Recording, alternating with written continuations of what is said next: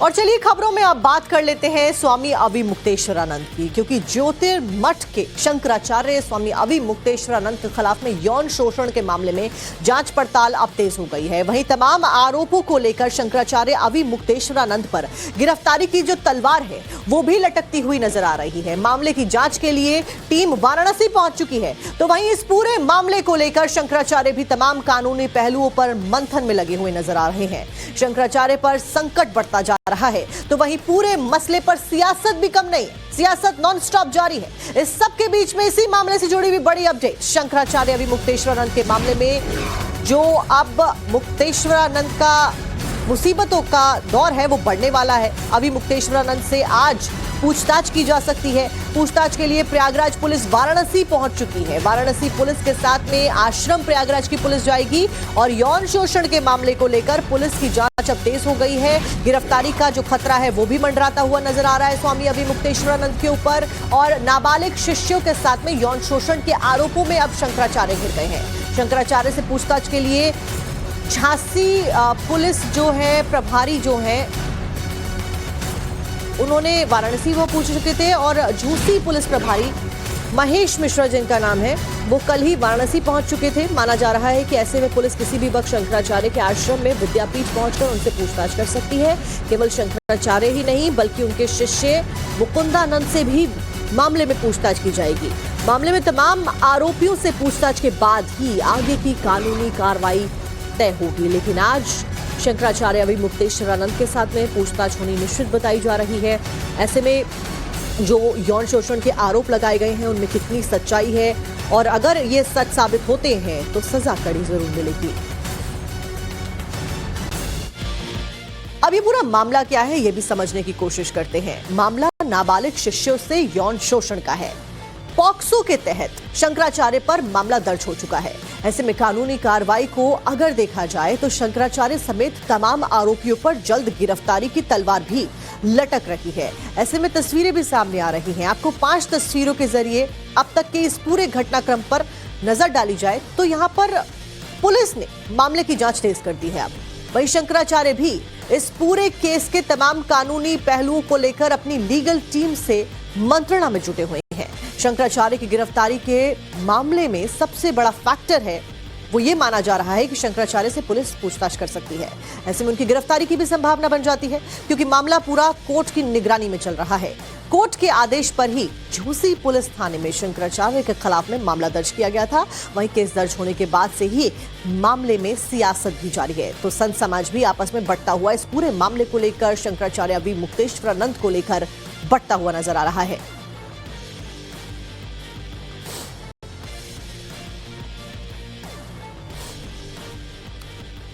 अब शंकराचार्य अविमुक्तेश्वरानंद पर यौन शोषण के आरोपों की टाइमिंग को लेकर भी सवाल खड़े हो रहे हैं।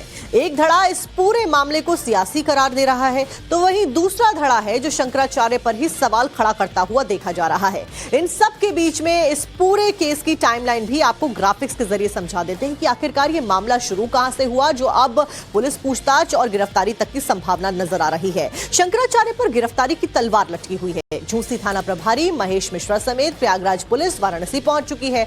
तो वहीं आपको यह भी बता दें कि यौन शोषण के आरोपों को लेकर स्वामी अविमुक्तेश्वरानंद समेत तमाम आरोपियों के साथ में पुलिस के द्वारा पूछताछ की जानी है। कोर्ट के आदेश पर मुकदमा दर्ज होने के बाद से पुलिस ने मामले की जांच को और ज्यादा तेज कर दिया है, क्योंकि मामला हाईलाइट हो गया है। आपको यह भी बता दें कि 22 फरवरी को झूसी पुलिस थाने में शंकराचार्य अविमुक्तेश्वरानंद के खिलाफ में मामला दर्ज किया गया था। वहीं से ये पूरा घटनाक्रम शुरू होता है। अविमुक्तेश्वरानंद के शिष्य मुकुंदानंद गिरी हैं, उन पर भी मामले को लेकर आरोप लगे हैं। दोनों के अलावा आश्रम से जुड़े कुछ अज्ञात लोगों पर भी केस दर्ज कराया गया है। वहीं शंकराचार्य पर मुकदमा दर्ज होने के बाद से मामले में संतों और राजनेताओं की बयानबाजी भी जारी हो गई है। उन सबकी भी एंट्री हो गई है, क्योंकि 21 फरवरी को प्रयागराज की पॉक्सो कोर्ट ने शंकराचार्य पर मामला दर्ज करने का आदेश दिया था। वहीं शंकराचार्य समेत उन तमाम लोगों के खिलाफ में कोर्ट का आदेश था, जिसको लेकर शिकायती याचिका दायर की गई थी। शिकायती याचिका में नाबालिग शिष्यों से यौन शोषण का शिकायतकर्ता का आरोप लगा था। शिकायतकर्ता की ओर से यह आरोप लगाया गया था। शिकायती याचिका में लगाए गए आरोपों पर 13 फरवरी को दोनों नाबालिगों के बयान दर्ज हो चुके हैं। ऐसे में अब शंकराचार्य से बातचीत की जा सकती है। जिन नाबालिग शिष्यों से कथित यौन शोषण का यह पूरा मामला जुड़ा हुआ है, कोर्ट के सामने उन दोनों शिष्यों के ये बयान दर्ज किए गए। इससे पहले 28 जनवरी को यह पूरा मामला प्रयागराज पॉक्सो कोर्ट में अर्जी के जरिए दायर किया गया था शंकराचार्य के खिलाफ। अब शांक भरी पीठाधीश्वर आशुतोष ब्रह्मचारी ने शंकराचार्य पर यौन शोषण के आरोपों को लेकर अर्जी तक दे दी है। हालांकि आपको यह भी बता दें कि शंकराचार्य अविमुक्तेश्वरानंद ने प्रयागराज माघ मेले में अपने 10 दिन का धरना 28 जनवरी को सुबह ही खत्म किया था। 28 जनवरी को मौनी अमावस्या के दौरान हुए घटनाक्रम के बाद से 10 दिन तक शंकराचार्य संगम तट पर योगी सरकार के खिलाफ में मोर्चा खोलकर बैठे थे। वो तस्वीरें, वो बयानबाजी भी आपने सुनी थी। कौन सी मुश्किल बढ़ गई है, आप बता दीजिए। हमको सांस लेने में तकलीफ होने लगी है कि खाने पीने में तकलीफ होने लगी है कि चलने फिरने में तकलीफ होने लगी है? कौन सी मुश्किल हमारी बढ़ी है? क्यों ऐसी व्याख्या आप लोग करते हो? हमारी कौन सी मुश्किल बढ़ी है? आपके ऊपर ये इतने गंभीर आरोप लगा दिए गए और ये सारी चीजें समस्या होती है। आरोप लगाना, ये जो कोई झूठा व्यक्ति है उसने झूठा कल्पना करके एक कहानी बनाई और कहानी बना करके दर्ज करवा दिया। उसके सरकार से संपर्क संबंध है, उसने अपना उसका लाभ ले लिया, तो उससे हमको क्या तकलीफ है? सूरज के सामने बादल आ जाते हैं, सूरज को कोई तकलीफ होती है? हमें आप बताइए, झूठे कहानी से हमें क्या तकलीफ होगी? आप ऐसा मत कहिए कि हमें समस्या हो गई। हमें कोई समस्या नहीं है, हम वैसे ही सांस ले रहे हैं, हम वैसे ही अपनी गौ माता के लिए जो हमारी मुहिम है उसको आगे चला रहे हैं। ये समस्या नहीं हुई, लेकिन आपके जो समर्थक हैं, जो आपके चाहने वाले हैं, जो आपके शिष्य हैं, वो थोड़े परेशान हैं कि शंकराचार्य जी के ऊपर एक के बाद एक इस तरीके के आरोप लगाए जा रहे हैं, उनके खिलाफ मुकदमा दर्ज कराया जा रहा है, वो व्यथित नजर आ रहे हैं। वो बात यह है कि वो व्यथित किस लिए हैं? वो इसलिए व्यथित हैं कि उन्होंने आशा की थी कि एक आदमी गेरुआ कपड़ा पहन करके मुख्यमंत्री बन गया, उसके राज में तो कम से कम आचार्यों का सम्मान सुरक्षित रहेगा, सनातन धर्मियों का सम्मान सुरक्षित रहेगा। उसके राज में ये सब हो रहा है। ये जो उन्होंने पहले से ये धारणा बना रखी थी, उसके विपरीत सब कुछ देख करके उनको चिंता हो रही है। वो जान रहे हैं कि शंकराचार्य जी को इससे क्या फर्क पड़ता है। शंकराचार्य अविमुक्तेश्वरानंद के आरोपों पर अखिल भारतीय संत समिति का भी बयान अब सामने आया है। संत समिति ने जहां पर पॉक्सो कोर्ट के आदेश का स्वागत किया है, तो वहीं मामले को राज्य सरकार से जोड़ने को गलत भी बता दिया गया है। अखिल भारतीय संत समिति के महामंत्री स्वामी जितेंद्रानंद सरस्वती ने पूरे घटनाक्रम में योगी सरकार का बचाव किया है। ताकि जो आवाज हम लोग, तो यहां पर अब संतों के बयान भी दो धड़ों में बंटते हुए नजर आ रहे हैं। एक तरफ जहां पर कोई अविमुक्तेश्वरानंद के समर्थन में खड़ा हुआ नजर आ रहा है, तो कहीं वही दूसरी तरफ इन आरोपों के तहत की जा रही कार्रवाई की ओर इशारा कर रहा है कि आरोप हो सकता है सही हो तो कार्रवाई की जाए। ऐसे में अब आगे कोर्ट के द्वारा क्या कुछ आदेश दिया जाता है, इसके ऊपर नजरें बनी हुई हैं, क्योंकि इस तरीके के जो आरोप हैं वो बेहद गंभीरता के साथ में कानून के तहत लिए जाते हैं।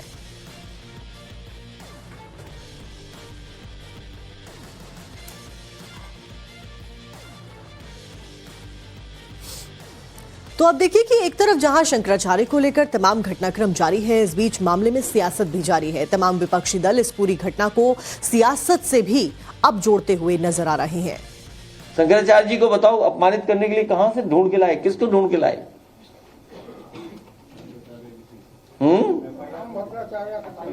हाँ, हालांकि आदरणीय, पूजनीय, सम्मानित आदरणीय राम भद्राचार्य जी के बारे में बोलना नहीं चाहिए कुछ भी, लेकिन अगर उनका चेला है ये, अगर उनका ये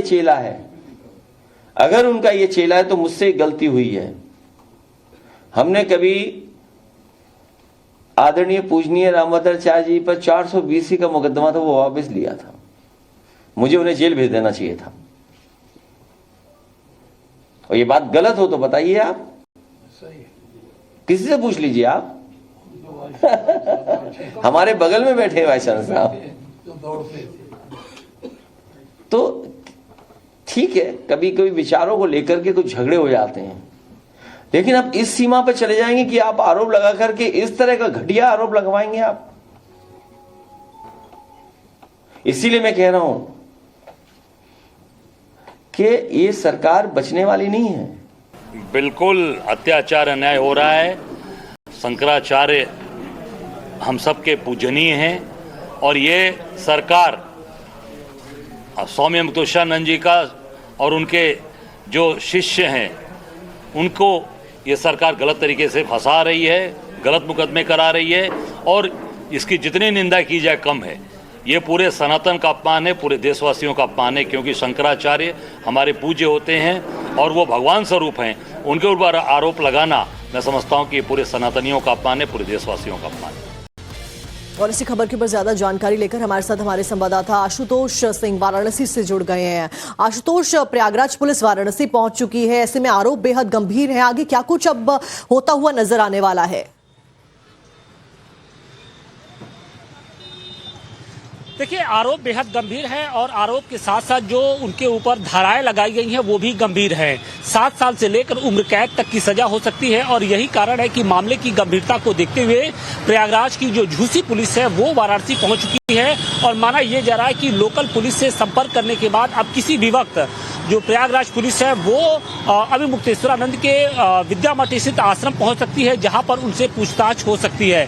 तो अब शिकंजा लगातार कसता जा रहा है। एक दिन पहले ही सबसे पहले कोर्ट के आदेश पर मुकदमा दर्ज होता है और उसके बाद अब पुलिस ने अपनी जो कार्रवाई का जो दायरा है उसे आगे बढ़ाते हुए वाराणसी पहुंच चुकी है और अब उनसे बाकायदे पूछताछ होगा। न सिर्फ उनसे पूछताछ होगी बल्कि उनके जो शिष्य है मुकुलानंद गिरी उनसे भी पूछताछ होगी। तो दूसरी तरफ कानूनी दांवपेच, कानूनी पचड़े से बचने के लिए शंकराचार्य की ओर से भी कोशिशें की जा रही है। शंकराचार्य की ओर से जो लीगल टीम है वो एक्टिव हो गई है और माना यह जा रहा है कि कोर्ट के अंदर किस तरीके से इन पूरे आरोपों का जवाब देना है, इसे लेकर अब जो तैयारियां हैं वो दोनों तरफ से तेज हो गई हैं। अब देखना यह है कि अब ये जो पूरा मसला है वो कहां तक जाकर थमता है। फिलहाल हलचल बढ़ चुकी है दोनों खेमों की ओर से। कहीं ना कहीं जो गोलबंदी है वो जाहिर है, क्योंकि शंकराचार्य लगातार उत्तर प्रदेश की सरकार यानी योगी आदित्यनाथ सरकार पर हमलावर है, तो दूसरी तरफ योगी आदित्यनाथ की जो सरकार है, जो पुलिस है, वो शिकंजा कसते हुए दिखाई पड़ रही है। तो देखना यह है कि अब ये जो पूरा विवाद है वो कहां तक थमता है, क्योंकि हर रोज हर गुजरते दिन के साथ इस पूरे मामले में एक के बाद एक नया अपडेट सामने आता जा रहा है और जो सबसे नया किरदार है वो आशुतोष और नजरें आज वाराणसी पर बनी हुई हैं। क्या कुछ आगे इस पूरे मामले में होता है, क्योंकि ये शांत होने का नाम नहीं ले रहा है बल्कि अलग अलग मोड़ पूरा का पूरा मामला लेता हुआ नजर आ रहा है। बहुत बहुत शुक्रिया आशुतोष आपका जानकारी देने के लिए।